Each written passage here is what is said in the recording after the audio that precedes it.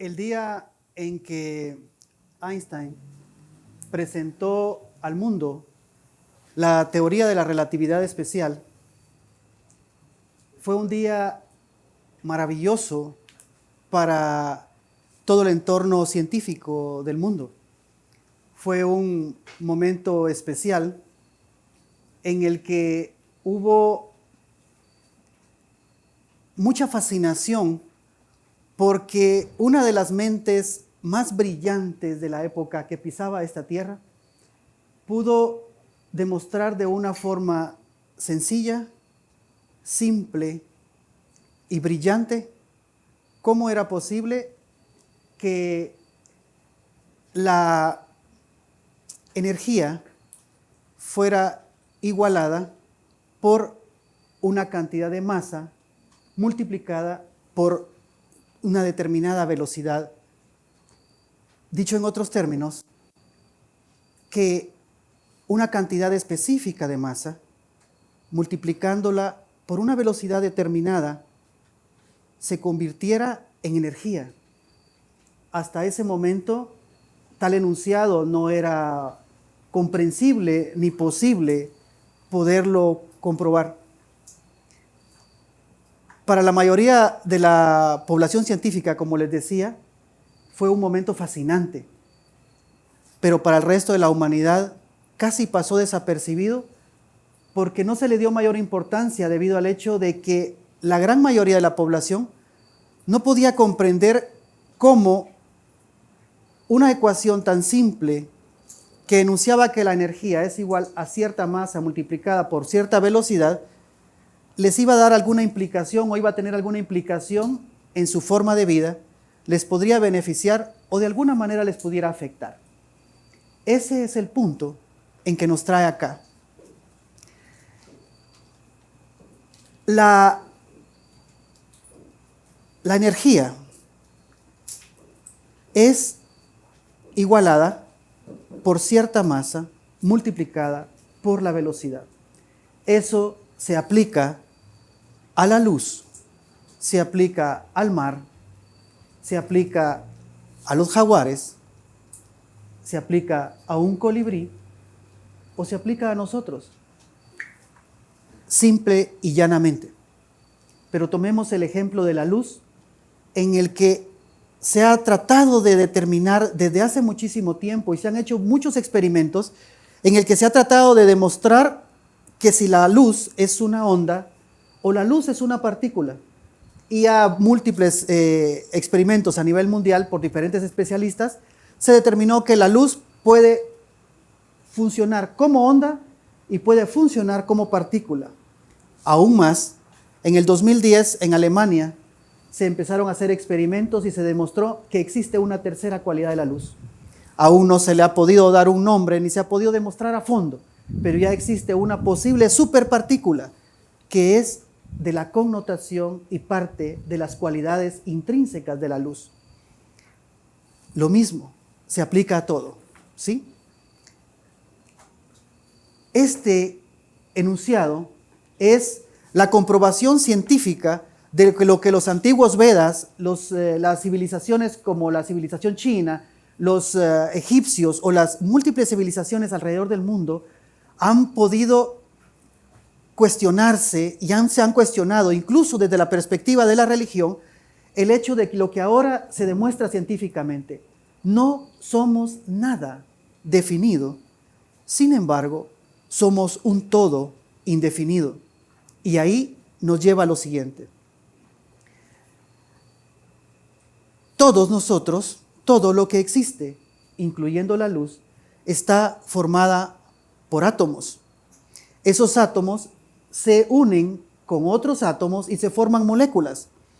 Principalmente, y lo que nos interesa en este momento es la química orgánica, que está fundamentada básicamente porque todos los componentes que habitan este planeta están formados, todos los seres que habitamos este planeta estamos conformados por básicamente el átomo de carbono unido con otros átomos como el hidrógeno, el nitrógeno, el oxígeno, el selenio y otros múltiples elementos químicos que uniéndolo de determinadas maneras han podido conformar estructuras tan diferentes unas a otras como las plantas, las flores, las abejas, un colibrí o nosotros. Lo interesante es que todos los seres que habitamos en este planeta estamos conformados por la misma cantidad de estructuras químicas microscópicas, que somos lo mismo, únicamente conformados, estructurados de diferente forma, porque cada una de estos seres tiene una diferente función. Entonces, una estructura diferente va a dar una connotación funcional diferente. Entonces, eso es lo interesante, que tanto una flor como yo somos lo mismo. Tanto un zancudo como una cabra son lo mismo. Pero entender eso es lo fascinante de que hizo Einstein con esta ecuación.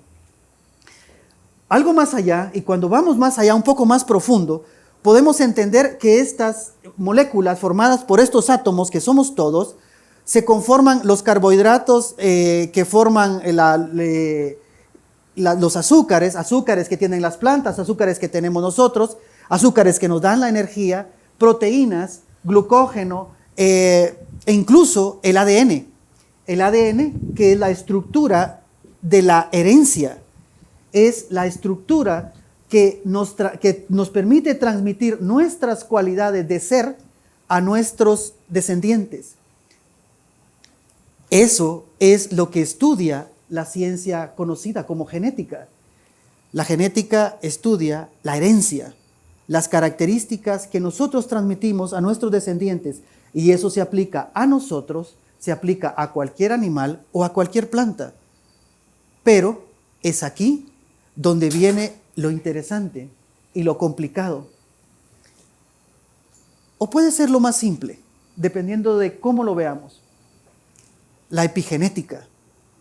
La epigenética es la ciencia que se encarga de estudiar las características ambientales, las características externas al genoma humano o al genoma del ser, todo eso externo de lo que existe en el ambiente, como la contaminación, como las emociones, como las neurotoxinas, como todo lo que está fuera del genoma. Todo eso lo estudia la epigenética, pero nos concentraremos acá básicamente en la connotación ambiental y que tiene efecto en nuestra herencia. Lo interesante, aquí hay datos muy, muy interesantes y me esforzaré por no aburrirlos porque esto es un tanto aburrido, pero es igualmente fascinante. Cada vez que nosotros respiramos, cada vez que nosotros inhalamos una bocanada de aire, estamos llevando adentro de nuestro ser 10 a la 22 átomos. 10. Estamos hablando de 10,000 trillones de átomos del ambiente. 10,000 trillones de átomos que existen en todo lo que nos circunda y los estamos llevando adentro de nuestro ser junto con el aire, y esos 10,000 trillones de átomos llegan a nuestro cerebro, a nuestros pulmones y a nuestro corazón, a nuestros riñones y a todo nuestro ser.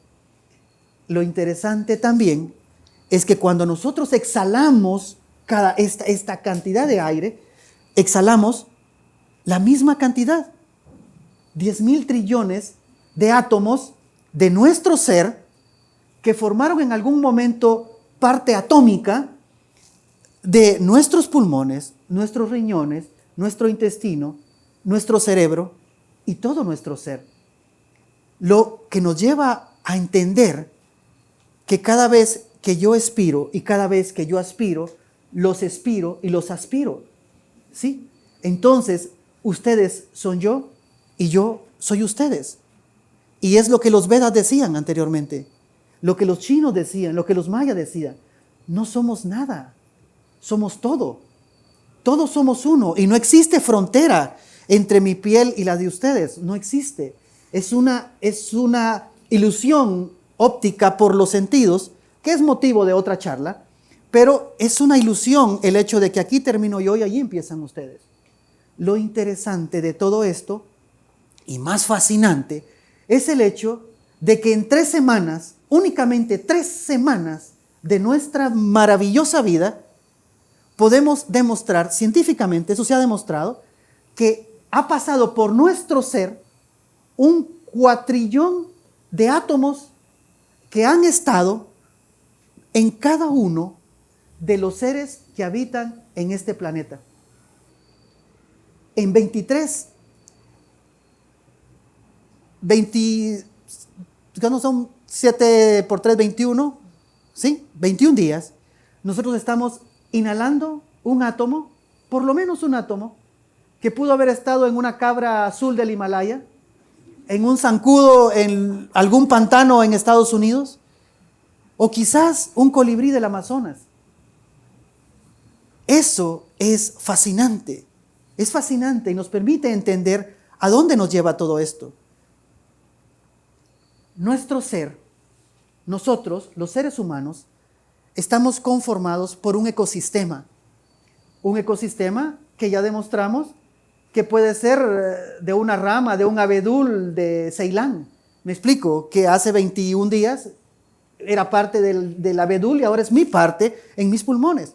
Entonces, somos un ecosistema interno, pero también somos parte de un ecosistema grandioso a nivel global. Lo interesante aquí también, y me encantan los números, es que nuestro ser está conformado por alrededor de 600 billones de células, que son más que las estrellas que forman parte de la Vía Láctea. Eso es magnífico, eso es maravilloso y sorprendentemente mágico. Lo más interesante es que el 90% de esos 600 millones de células son microorganismos no humanos. Son microorganismos como bacterias, hongos, virus u otro tipo de componente microscópico que forman parte de ese ecosistema, y ese ecosistema es el que nos permite vivir de forma sana, saludable y poder ser lo grandiosamente seres humanos que somos. Algo muy interesante y lamentable es que toda la contaminación, todo lo que existe en el ambiente está afectándonos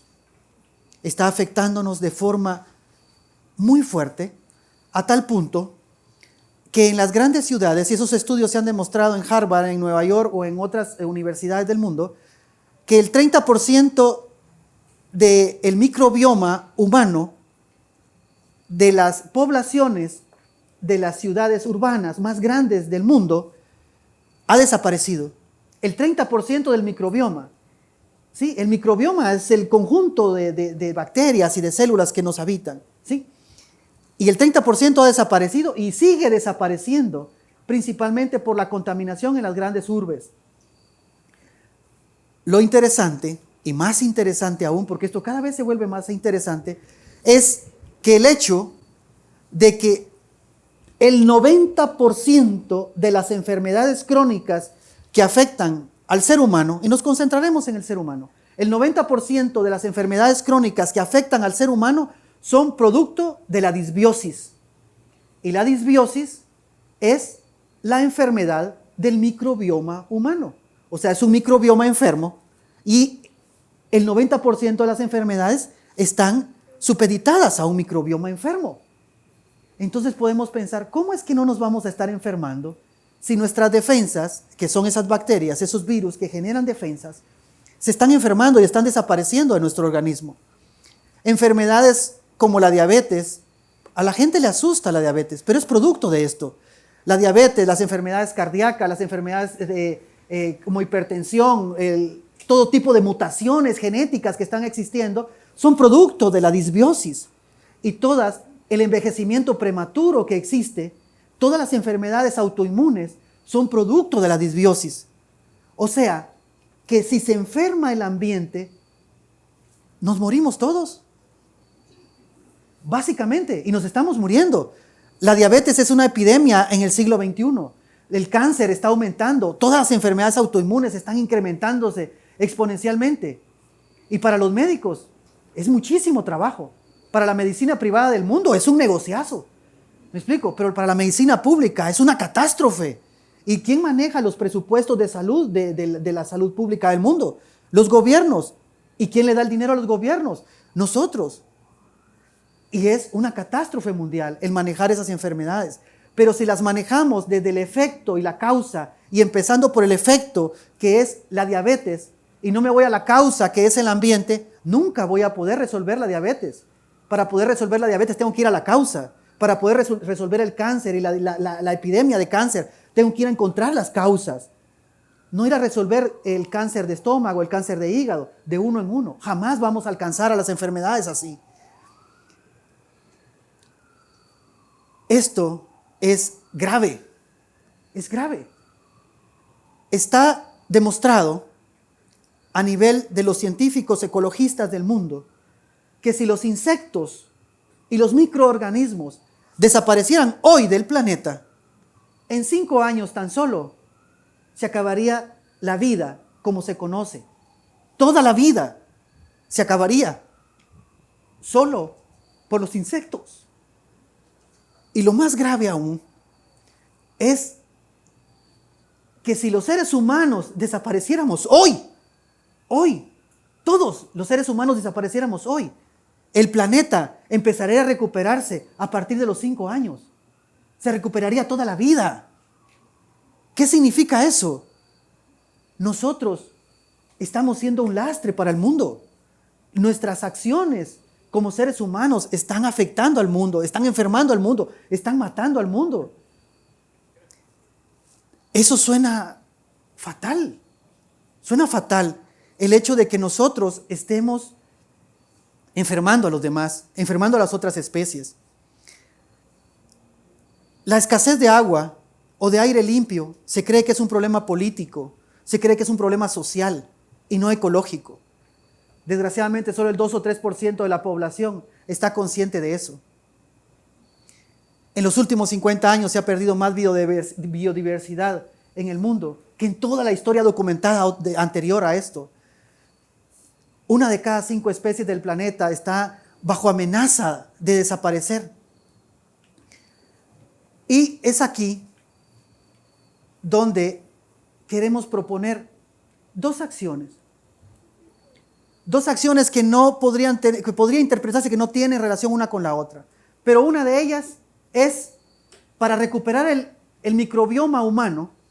Estamos proponiendo con un grupo de científicos a nivel mundial, convenciendo a los obstetras conscientes, a los obstetras inteligentes del mundo, para que, bueno, quiero hacer un paréntesis, la mayoría de partos ahora en las sociedades grandes, en las grandes ciudades, en los países desarrollados, la mayoría de partos son por vía cesárea, ¿sí? Una operación cesárea. No son ya por parto natural. El parto natural tiene sus ventajas enormes, que una de ellas es que el bebé al nacer, al pasar por el canal del parto, se nutre de las secreciones maternas, que tiene muchas bacterias y muchos microorganismos, pero también tiene muchísimas defensas, y esas defensas se las pasa al bebé, y ese bebé sale fortalecido, y eso lo protege incluso de enfermedades como la artritis o el cáncer a muchos años a futuro luego de haber nacido.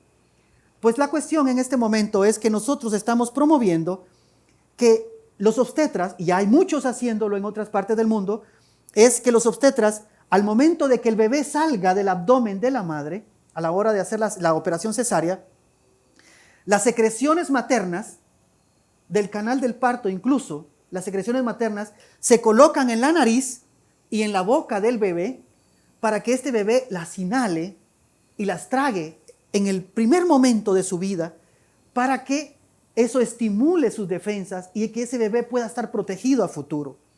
Esa es una de las acciones.